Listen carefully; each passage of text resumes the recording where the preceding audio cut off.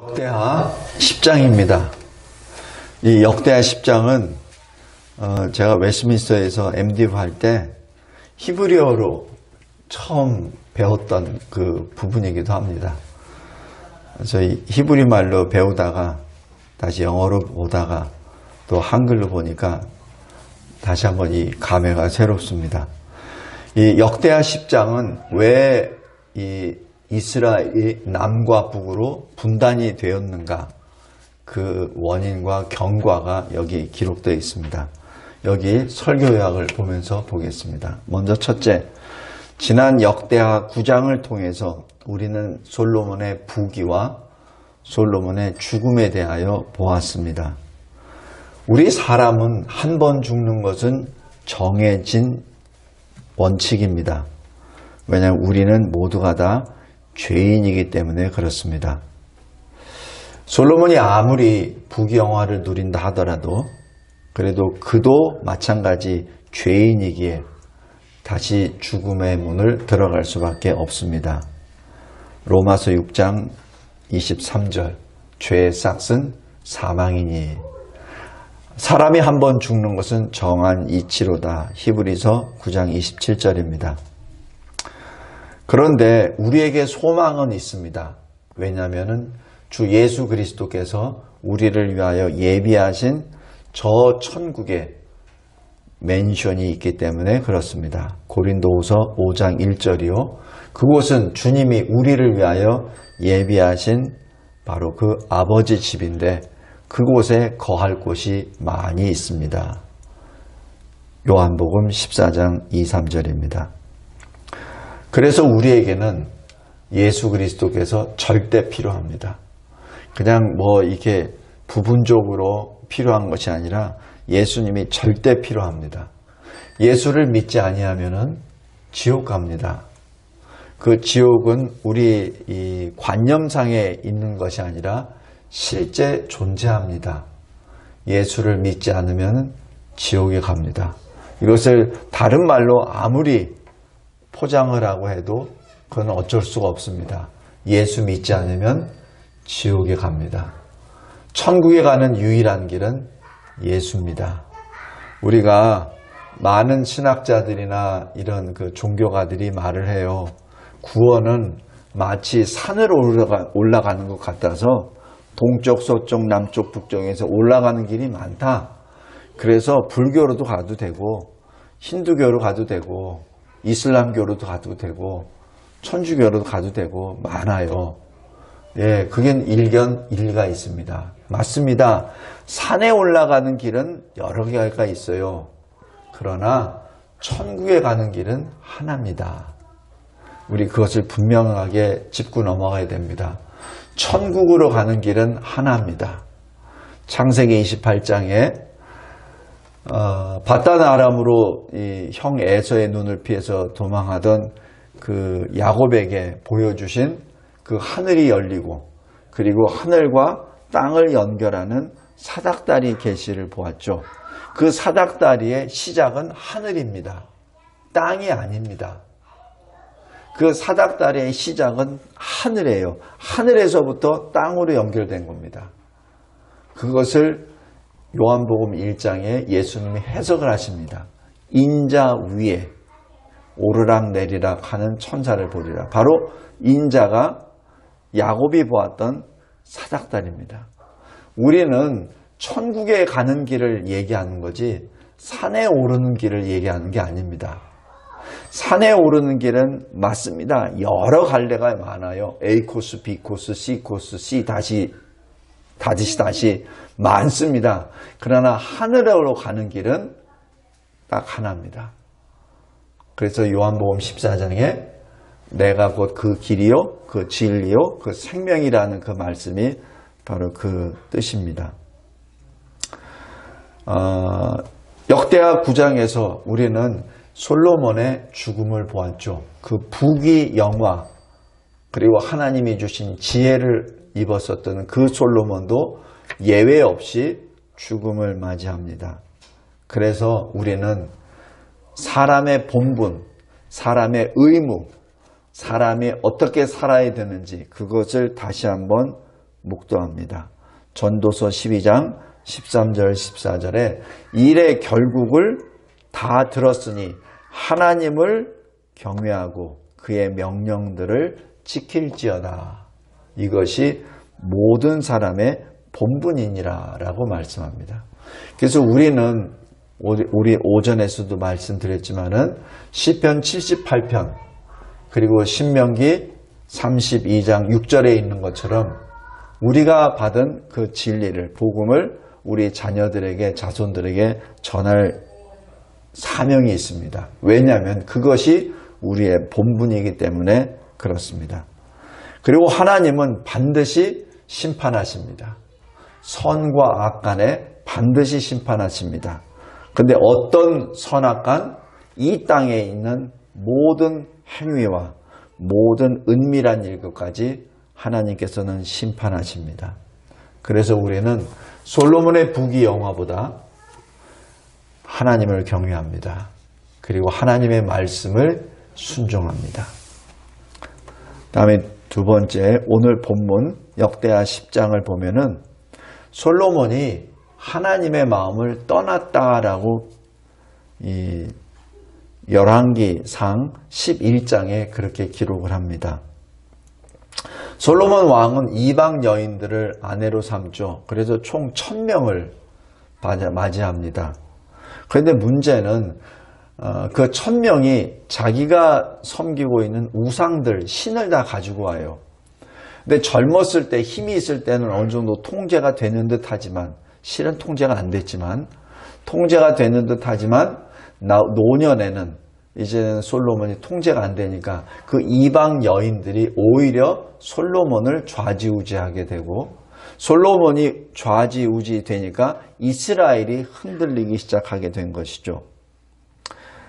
그래서 이스라엘 백성들이 다른 신, 바로 우상들을 따르게 되었습니다.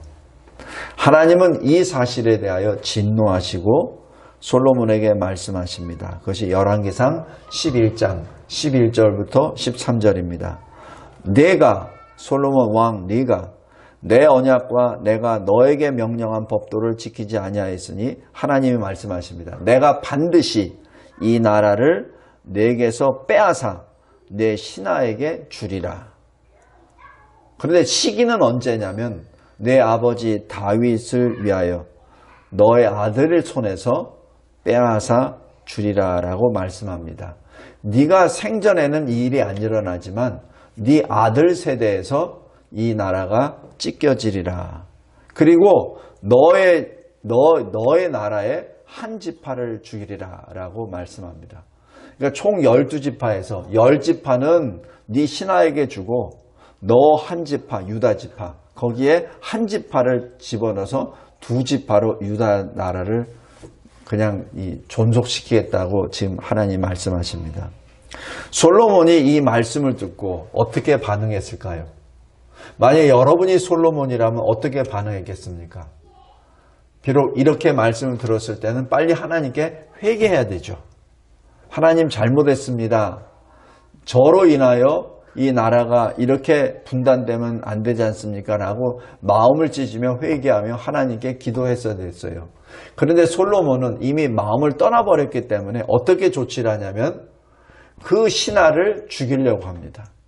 그 신하의 이름이 여로보암입니다. 이 여로보암은 여기 에브라임 지파 사람입니다. 그 여로보암을 죽이려고 하니까 여로보암은 어떻게 되죠? 살기 위해서 애굽으로 도망가죠. 왜냐하면 전음만 하더라도 이 이스라엘의 힘이 강력하고 솔로몬의 입지가 굉장히 강하기 때문에 도망갔더라도 아마 잡아왔을 수 있을 거예요. 근데 이제 노년에 나라가 흔들흔들거리고 이 솔로몬 자체가 흔들흔들 해버리니까 애굽으로 도망간 사람을 어떻게 할 수도 없어요. 그러니까 그 상태에서 솔로몬은 죽습니다. 그리고 셋째, 솔로몬이 죽은 후에 이제 아들 르호보암이 왕이 됩니다. 그러니까 이 솔로몬이 죽었다는 소식을 듣고 이 애굽으로 도망갔었던 여로보암이 다시 돌아옵니다. 다시 돌아와서 이제 그 이스라엘 다른 지파 사람들하고 대표들하고 같이 르호보암 왕에게 갑니다. 뭐라고 얘기하냐면은 당신 아버지 솔로몬 왕이 우리들에게 너무 많은 일들을 시켰습니다. 그러니까 그 일들을 이제 감해 주십시오. 근데 그 일들이 어떤 일이냐면은 잘 보세요. 성전을 짓는데 7년, 왕궁을 짓는데 13년. 그러니까 20년 동안 그 고역을 했습니다.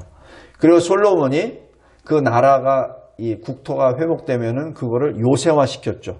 국고성도 만들고 무슨 이제 말 보유하는 데도 만들고 그게 전부 다 공사잖아요.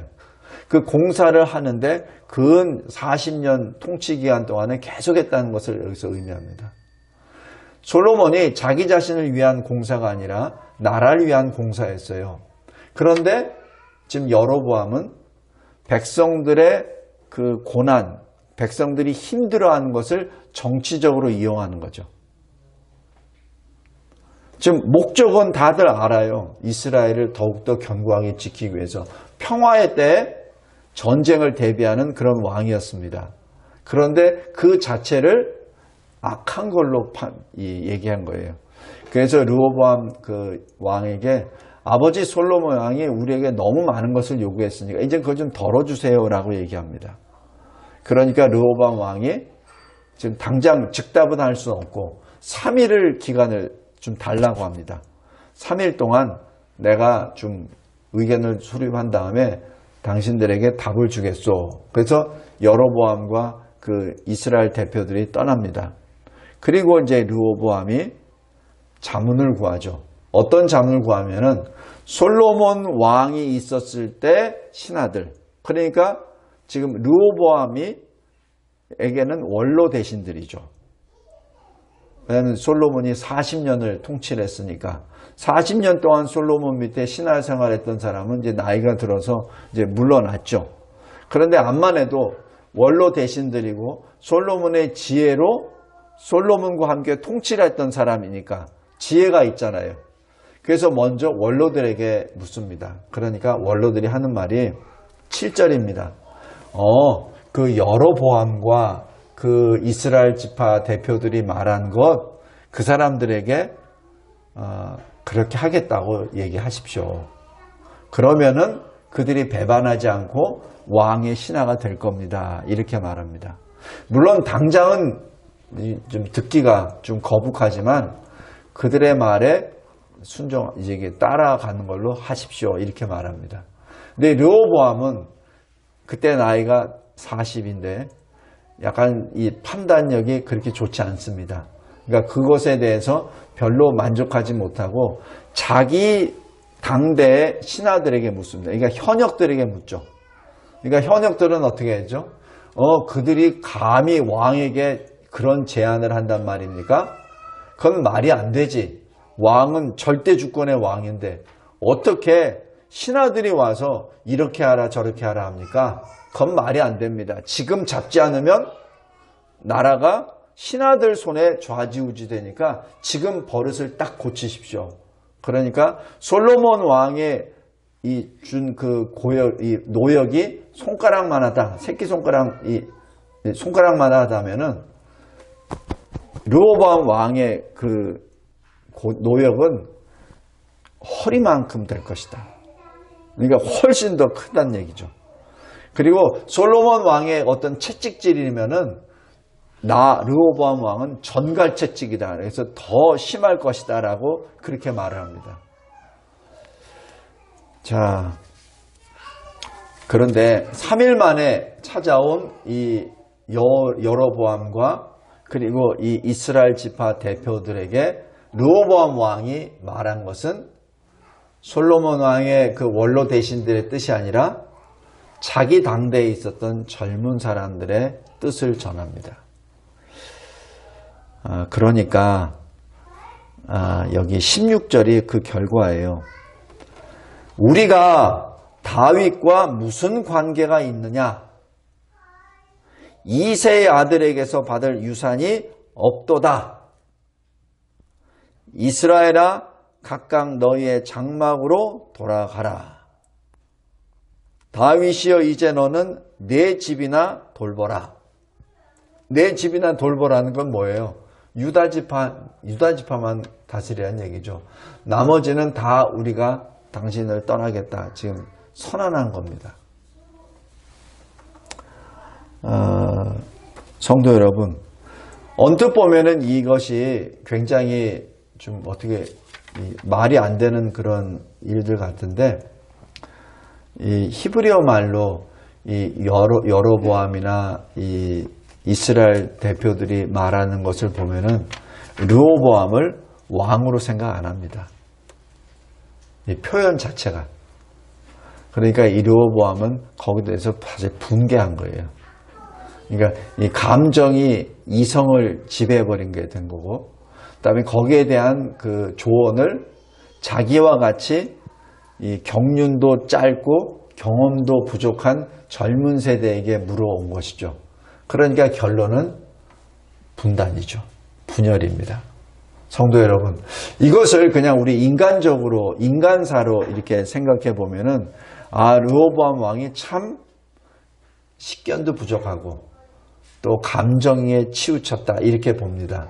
그러나 이 하나님의 눈에서 봤을 때는 이건 하나님의 역사입니다. 그래서 나중에 이 르호보암이 북이스라엘을 공격하려고 이 군사를 일으킵니다. 그럴 때 하나님이 저지합니다. 저지하세요.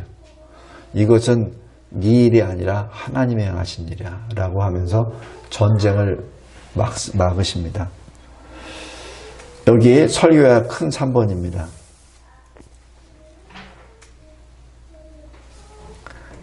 작은 4번에 하나님이 어떤 분이시죠? 하나님은 왕을 폐하시기도 하고 왕을 세우시기도 합니다. 다니엘서 2장 21절입니다. 하나님께서는 여로보암에게 주신 말씀을 그대로 이루신 것입니다. 잠언 19장 21절에 사람의 마음에는 많은 계획이 있어도 오직 여호와의 뜻만이 완전히 서리라 하시는 그 말씀을 다시 한번 기억하기 바랍니다. 사람들은 이런 계획 저런 계획으로 추진해요. 그러나 이루어지는 것은 하나님의 뜻입니다. 그래서 이스라엘은 10개 지파로 북이스라엘, 2개 지파로 남유다로 분단이 됩니다. 성도 여러분, 하나님은 이사야서 45장 7절에 빛도 짓고 어둠도 창조하십니다. 평안도 짓고 환난도 창조하시는 그 하나님이십니다. 하나님이 말씀하십니다. 내 백성이 악한 길에서 떠나 스스로 낮추고 기도하여 내 얼굴을 찾으면 하늘에서 듣고 그들의 죄를 사하고 그들의 땅을 고칠지라. 역대하 7장 14절입니다. 어찌 보면 이 역대하 전체 주제이기도 합니다. 바벨론 70년 포로에서 귀환한 자들이 과거 분단의 그 아픔을 지금 기술하고 있습니다. 그 기술하면서 얼마나 마음을 찢으며 하나님 앞에 회개하며 이 글을 쓰겠습니까? 역대하 7장 14절 이 말씀. 이 말씀이 우리가 받아야 될 말씀이요. 이 말씀을 통하여 우리가 다시 회복되리라 하는 것을 지금 찾고자 하는 겁니다. 우리 인생 가운데서도 이러한 일들이 많이 일어날 줄 믿습니다. 이 대한민국도 마찬가지, 그리고 우리 진리와 제자교회도 마찬가지, 우리 각자의 인생도 마찬가지입니다. 하나님 앞에 말씀이 우리에게 찔림이 옵니까? 그 말씀을 통하여 내가 고통스럽습니까? 그럴 때 바로 그때가 회개할 때요. 그때가 구원을 받을 때요. 그때가 은혜를 받을 때입니다. 듣고 순종함으로 하나님의 뜻이 반드시 이루어집니다. 그 뜻에 이루어질 때 그 뜻에 순행하는 저와 여러분이 되기를 바랍니다. 역행이 아니라 순행하는 우리가 되기를 바랍니다. 하나님의 뜻은 반드시 이루어집니다. 그 이루어지는 하나님의 뜻에 같이 같은 방향으로 나아가는 우리 모두가 되시기를 주님의 이름으로 기도합니다. 감사하고 감사합니다.